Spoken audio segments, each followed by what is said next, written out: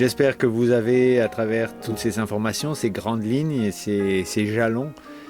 pu vous faire une opinion sur votre propre idéal, sur votre propre vision de la société, et que vous ne resterez pas sans rien faire, que vous vous engagerez comme dans les organisations politiques qui vous sont proches, que vous militerez, que vous les changerez éventuellement de l'intérieur en proposant des unions les plus larges possibles de façon à parvenir à gagner les élections qui viennent et à essayer d'évoluer vers ce que je trouve comme un progrès pour l'humanité, à savoir le communisme. Si vous pensez que les individus ne doivent pas accumuler une richesse excessive, qu'on pourrait par exemple estimer à 10 fois le seuil de pauvreté par exemple, si vous estimez que cette limite-là devrait être imposée à tous, alors vous êtes communiste. Si vous pensez qu'il n'y a pas de raison de mettre une limite à l'enrichissement, que chacun gagne en fonction de son activité, sans limite, à ce moment-là, vous êtes capitaliste. Ensuite, vous êtes plutôt libéral ou plutôt socialiste. Si vous êtes pour que chaque individu s'assume et fasse ce qui lui plaît dans la société et gagne en fonction de son activité, et tout en assumant les responsabilités de ses actes, alors vous êtes libéral. Vous êtes socialiste si vous pensez que la société a besoin d'associations, que les gens se rencontrent, qu'ils construisent quelque chose ensemble, à savoir par exemple des protections sociales, mais aussi par exemple qu'ils collaborent dans les entreprises, que les travailleurs soient impliqués dans la décision des conseils d'administration, ou sur un plan plus général que la coopération soit mise en avant dans les modes de production. Par exemple, si vous pensez que dans une entreprise, chaque atelier, chaque unité de production soit une unité coopérative qui ne soit pas simplement gouvernée par un chef, ou en tout cas que ce chef soit désigné par ceux qui doivent exécuter ses ordres, alors là, vous êtes socialiste. Donc vous pouvez être communiste libéral, communiste socialiste, capitaliste libéral, capitaliste socialiste. Une fois que vous avez défini cet espace qui correspond à votre mode de pensée, vous pouvez voir dans les programmes les détails qui les séparent. Par exemple, vous êtes pour ou contre la technologie, est-ce que la technologie doit gouverner les sociétés ou pas, est-ce que la démocratie doit être représentative ou une démocratie directe? Si vous êtes favorable à une démocratie directe, alors vous allez vous approcher du NPA qui propose de retirer le pouvoir aux individus pour le donner au collectif, donc à faire une démocratie qui se fasse sur la base et qui remonte ensuite la pyramide pour atteindre ceux qui doivent prendre des décisions plus générales. Si vous trouvez qu'il y a un avantage au système de parlement, par exemple, avec une désignation des députés plus authentique, plus proportionnelle et respectant mieux les choix des électeurs, alors vous allez vous diriger vers la France insoumise, par exemple, avec la proposition de la nouvelle constitution, d'une nouvelle constitution, de la 6e République. Si l'écologie vous préoccupe au premier rang, si pour vous c'est une priorité, vous allez rejoindre le parti écologique, les Verts, en France, et faire que chaque décision économique, par exemple, soit corrélée à ses conséquences écologiques sur la société. Si vous pensez qu'il faut une limite à l'enrichissement personnel, mais que cette limite, elle peut être assez grande, par exemple 20 fois le salaire médian, 40 fois le seuil de pauvreté, à ce moment-là, vous allez vous rapprocher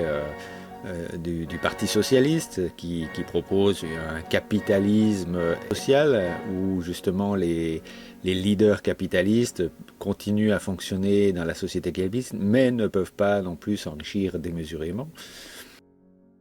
Si vous êtes très libéral, c'est-à-dire que vous pensez que chaque individu doit faire ce qui lui plaît et en retirer les bénéfices qui correspondent, alors là, vous allez vous approcher de la République en marche, par exemple, qui propose un capitalisme où chacun fait ce qui lui plaît, mais avec quand même certaines règles sociales pour défendre les moins chanceux. Et si vous allez encore plus loin dans cette perspective, eh bien vous rejoindrez LR, par exemple, les Républicains et les partis de droite, qui eux ont pour modèle les États-Unis avec la priorité donnée à l'entrepreneur, à l'investisseur, au capital, et où les dépenses publiques sont réduites au maximum et où les impôts, par exemple, sont peu élevés.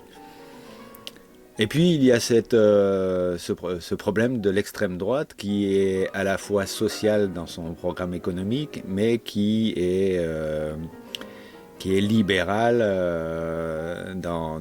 la gestion de la société, et donc qui pose un peu problème, c'est-à-dire que là, la question qui détermine, c'est la question de l'autorité. Dans le Rassemblement national, par exemple, ce qui est mis en avant, c'est la priorité française, avec une autorité forte, une police forte, des règles de vie exigeantes, mais à côté de ça, une protection sociale pour ceux qui ont moins de chance et ceux qui ne s'en sortent pas. De ce point de vue, le Rassemblement national et les partis d'extrême droite en Europe, par exemple, ne sont pas anticapitalistes. Ils ne donnent pas de limite à la richesse qui soit significative. Évidemment, ils combattent la richesse totalement excessive des grands patrons, par exemple, qui gagnent plusieurs millions d'euros par an. Mais ils ne limitent pas les revenus, par exemple, à 20 fois le salaire médian. Ils sont bien au-delà. Donc ça reste des partis et des orientations qui sont capitalistes, qui ne limitent pas l'enrichissement personnel. Si vous êtes plus préoccupé par la répartition de la richesse, ce n'est pas dans les partis d'extrême droite que vous trouverez satisfaction. C'est dans la gauche, dans cette gauche qui est quand même suffisamment variée pour y trouver sa place et pour y trouver des choses qui correspondent à ce que vous pouvez penser. J'espère qu'après cette série de micro-conférences, vous n'allez plus voter à droite si vous êtes de gauche et vous n'allez plus voter à gauche si vous êtes de droite. Je trouve assez insupportable de voir les transferts de vote par mécontentement, par exemple, ou des gens qui votent à gauche au premier tour, à droite au second, ou l'inverse, ou des gens qui votent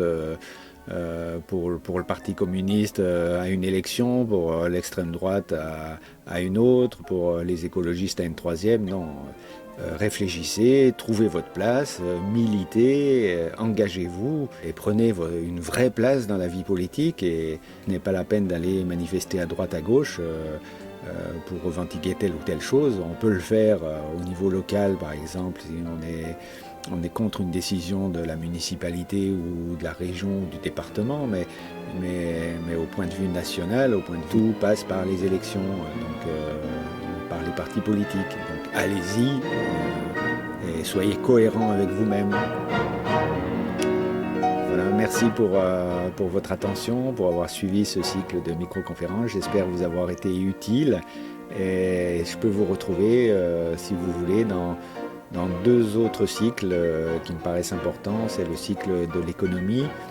et puis si vous avez envie de découvrir ce que pourrait être le communisme libéral, dans une troisième série de micro-conférences.